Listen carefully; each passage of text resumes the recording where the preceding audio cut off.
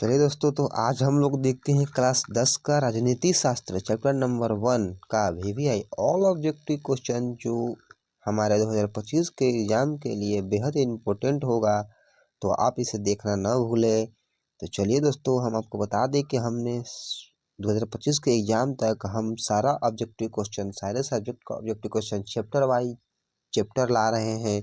तो आप बने रहिए इसी चैनल के साथ। अगर आप चाहते हैं कि हमारे एग्जाम में 400 प्लस रिजल्ट आए, तो आपको पूरे सब्जेक्ट का ऑब्जेक्टिव क्वेश्चन देखना पड़ेगा। तो चलिए आज हम शुरू करते हैं चैप्टर नंबर 1, सत्ता में साझेदारी। और इसका पहला क्वेश्चन ये है कि भारत में कहाँ औरतों के लिए आरक्षण की व्यवस्था है? भारत में कहाँ औरतों के लिए आरक्षण की व्यवस्था है? Option A Lok Sabha, option B Vidhan Sabha, option C मंत्रिमंडल, ऑप्शन डी पंचायती राज्य संस्थाएं। तो जो हमारे इसमें सही आंसर होगा वो होगा ऑप्शन डी पंचायती राज संस्थाएं। चलिए नेक्स्ट क्वेश्चन देखते हैं दोस्तों, 2 नंबर। सत्ता में साझेदारी के प्रमुख कारण इनमें कौन नहीं है? सत्ता में साझेदारी के प्रमुख कारण इनमें कौन नहीं है? ऑप्शन ए है राष्ट्र की एकता एवं अखंडता के लिए, ऑप्शन बी है राष्ट्र की राजनीतिक व्यवस्था में स्थायित्व के लिए, ऑप्शन सी है अधिक से अधिक लोगों तथा समूहों को सत्ता से जोड़ने के लिए, ऑप्शन डी है सरकार का निर्धारित कार्यकाल पूरा करने के लिए। तो जो हमारे इसमें सही आंसर होगा वो होगा ऑप्शन डी, सरकार को निर्धारित कार्यकाल पूरा करने के लिए। चलिए दोस्तों, तो हम लोग देखते हैं 3 नंबर क्वेश्चन। इनमें से कौन सा कथन सही है? इनमें से कौन सा कथन सही है? ऑप्शन ए है नेपाल की राजधानी काठमांडू में एक अलग प्रकार की सरकार गठित की गई है, ऑप्शन बी है श्रीलंका की राजधानी कोलंबो में एक अलग प्रकार की सरकार गठित की गई है, ऑप्शन सी है बेल्जियम की राजधानी ब्रुसेल्स में एक अलग प्रकार की सरकार गठित की गई है, भारत की राजधानी दिल्ली में एक अलग प्रकार की सरकार गठित की गई है। तो जो हमारे इसमें सही आंसर होगा वो होगा ऑप्शन डी, भारत की राजधानी दिल्ली में, क्योंकि हम भारत में ही रहते हैं। चलिए नेक्स्ट क्वेश्चन दोस्तों, 4 नंबर। निम्नलिखित व्यक्तियों में कौन लोकतंत्र में रंग भेद के विरोधी नहीं थे? ये कौन व्यक्ति थे जो रंग भेद के विरोधी नहीं थे? तो ऑप्शन ए है King Martin Luther, option B Mahatma Gandhi, option C Olympic धावक टॉमी स्मिथ एवं John Carlos, option D Jade Goody. तो जो हमारे इसमें सही आंसर होगा वो होगा ऑप्शन डी, ये जो जेट गुडी थे ये रंग भेद के विरोधी नहीं थे। चलिए नेक्स्ट क्वेश्चन देखते हैं, 5 नंबर। सत्ता की साझेदारी की एक अनूठी एवं सर्वोत्तम प्रणाली किस देश में विकसित की गई है? सत्ता की साझेदारी की एक अनूठी एवं सर्वोत्तम प्रणाली किस देश में विकसित की गई है? ऑप्शन ए नेपाल में, ऑप्शन बी भारत में, ऑप्शन सी श्रीलंका में, ऑप्शन डी बेल्जियम में। तो जो हमारा इसमें सही आंसर होगा वो होगा ऑप्शन बी, भारत में। चलिए नेक्स्ट क्वेश्चन देखते हैं दोस्तों, 6 नंबर। इनमें सत्ता की साझेदारी का एक सही लाभ क्या है? इनमें सत्ता की साझेदारी का एक सही लाभ क्या है? ऑप्शन ए अस्थिरता एवं आंतरिक कलह में बढ़ोतरी, ऑप्शन बी है मतभेदों के मध्य टकराव में कमी, ऑप्शन सी है समुदायों के मध्य टकराव में कमी, ऑप्शन डी है निर्णय लेने की प्रक्रिया में अनावश्यक विलंब। तो जो हमारा इसमें सही आंसर होगा वो होगा ऑप्शन सी, समुदायों के मध्य टकराव में कमी।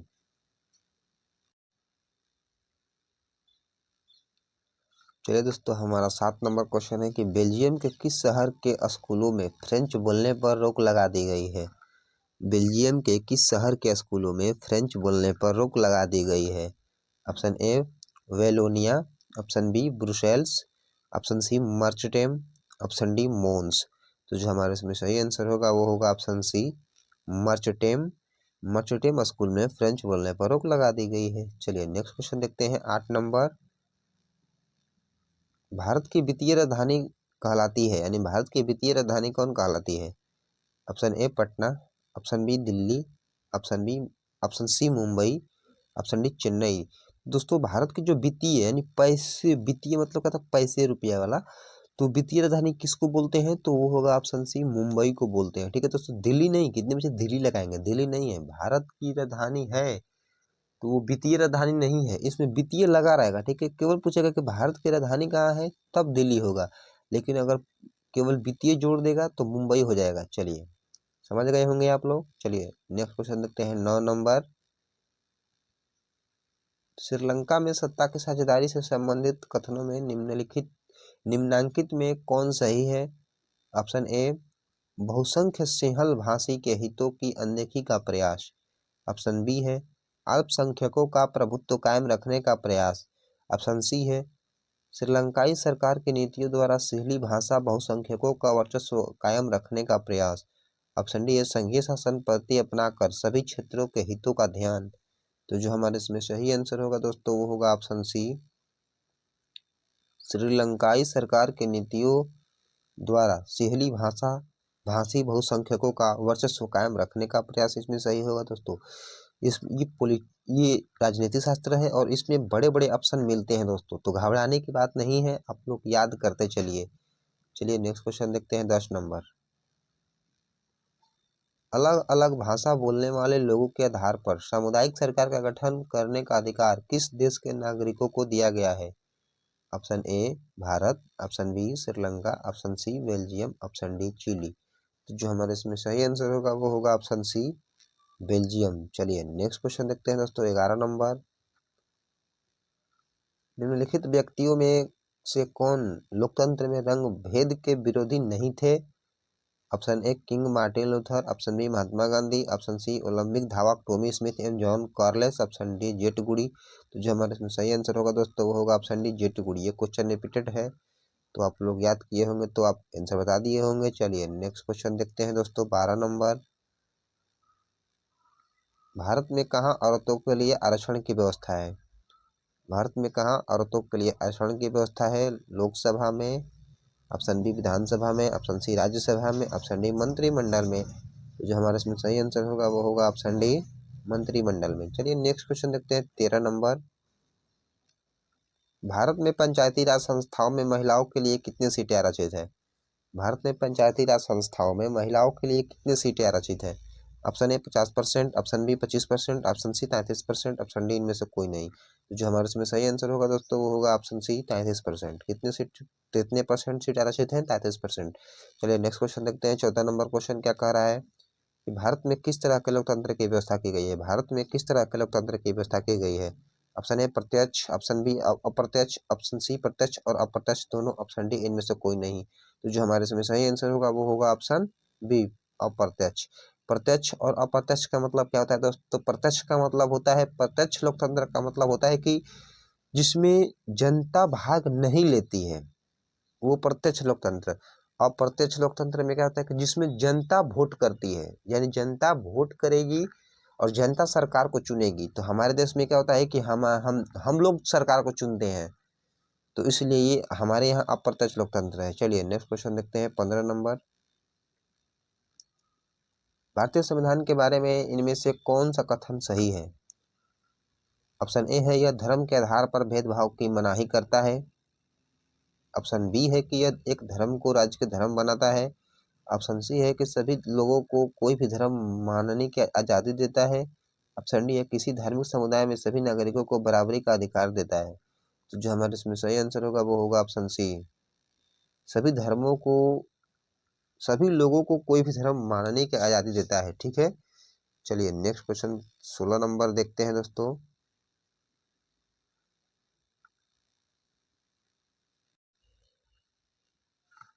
जाति पर आधारित विभाजन निम्नलिखित देशों में से किस एक देश में है। जाति पर आधारित विभाजन निम्नलिखित देशों में से किस एक देश में है। Option A Norway, option B Denmark, option C Sweden, option D Bharat. तो दोस्तों हमारे ही देश में है जो जाति पर विभाजन है, जाति आधारित विभाजन हमारे देश में है। जो इसमें सही आंसर होगा वो होगा ऑप्शन डी भारत। चलिए नेक्स्ट क्वेश्चन देखते हैं 17 नंबर क्वेश्चन। श्रम के लैंगिक विभाजन के परिणाम निम्नलिखित में से क्या हुए। श्रम के लैंगिक विभाजन के परिणाम निम्नलिखित में से क्या हुए। ऑप्शन ए स्त्रियां चार दीवारी में सिमट कर रह गई। ऑप्शन बी स्त्रियां आर्थिक रूप से विपन्न रह गई। ऑप्शन सी स्त्रियां स्वतंत्र हो गई। ऑप्शन डी स्त्रियां श्रम करने जैसी बीमारी से बच गई। तो जो हमारे इसमें सही आंसर होगा वो होगा ऑप्शन ए स्त्रियां चार दीवारी में सिमट गई। चलिए दोस्तों नेक्स्ट क्वेश्चन देखते हैं 18 नंबर। निम्नलिखित में से लैंगिक असमानता का आधार है। लैंगिक असमानता। ऑप्शन ए स्त्री पुरुष की जैविक बनावट। ऑप्शन बी दोनों के बारे में प्रचलित रूढ़ छवियां और सामाजिक भूमिकाएं। ऑप्शन सी दोनों में साक्षरता दर। ऑप्शन डी दोनों के आर्थिक आधार। तो जो हमारे इसमें सही आंसर होगा वो होगा ऑप्शन बी दोनों के बारे में प्रचलित रूढ़ छवियां और सामाजिक भूमिकाएं। चलिए नेक्स्ट क्वेश्चन 19 नंबर देखते हैं दोस्तों। देखिए कितना बड़ा क्वेश्चन है, कोई घबराने की बात नहीं है। सामाजिक विभाजनों को संभालने के संदर्भ में इनमें से कौन सा बयान लोकतांत्रिक व्यवस्था पर लागू नहीं होता। ऑप्शन ए है लोकतंत्र में राजनीतिक प्रतिद्वंदिता के चलते सामाजिक विभाजनों की छाया राजनीति पर पड़ता है। ऑप्शन बी है लोकतंत्र में विभिन्न समुदायों के लिए शांतिपूर्ण ढंग से अपनी शिकायतें जाहिर करना संभव है। ऑप्शन सी है लोकतंत्र सामाजिक विभाजनों को हल करने का सबसे अच्छा तरीका है। ऑप्शन डी है लोकतंत्र सामाजिक विभाजनों के आधार पर समाज के विखंडन की ओर ले जाता है। तो जो हमारा इसमें सही आंसर होगा वो होगा ऑप्शन डी लोकतंत्र सामाजिक विभाजनों के आधार पर समाज के विखंडन की ओर ले जाता है। इसमें सही आंसर क्या होगा ऑप्शन डी। देखिए दोस्तों इसमें सही आंसर ऑप्शन डी होगा। चलिए नेक्स्ट क्वेश्चन देखते हैं 20 नंबर। निम्नलिखित बयानों में सही बयान कौन सा है। निम्नलिखित बयानों में सही बयान कौन सा है। ऑप्शन ए है कि भारत जैसे लोकतांत्रिक देशों में ही सामाजिक विभेद उत्पन्न होते हैं। ऑप्शन बी है सामाजिक विभेद पर राजनीति का कोई प्रभाव नहीं पड़ता है। ऑप्शन सी है एक लोकतांत्रिक व्यवस्था में एक व्यक्ति की पहचान होती है। और ऑप्शन डी है कि सामाजिक विभेद हमेशा लोकतांत्रिक व्यवस्था के लिए घातक होते हैं। तो जो हमारे इसमें सही आंसर होगा वो होगा ऑप्शन ए भारत जैसे लोकतांत्रिक देशों में ही सामाजिक विभेद उत्पन्न होते हैं।